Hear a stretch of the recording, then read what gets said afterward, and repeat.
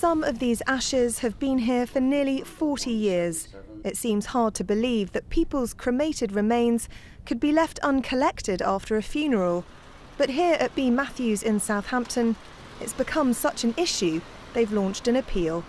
We're hoping that if the next of kin are no longer around or have maybe moved away, then possibly a son or daughter or sort of maybe even a third generation, so grandchildren may come forward and say, we think you may have our grandparents' cremated remains.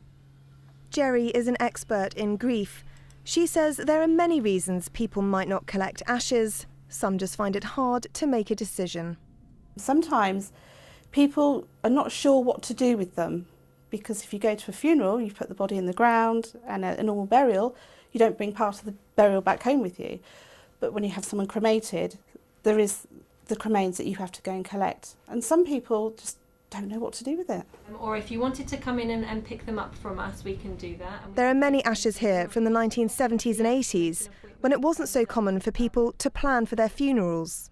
People can stipulate on a prepaid funeral plan where they wish for their cremated remains to end up. But of course that wasn't around as much in the 70s and 80s. It wasn't as popular back then.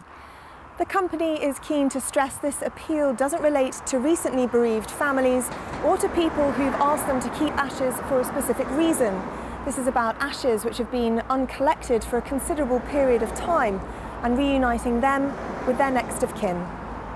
Charlotte Stacey, BBC South Today.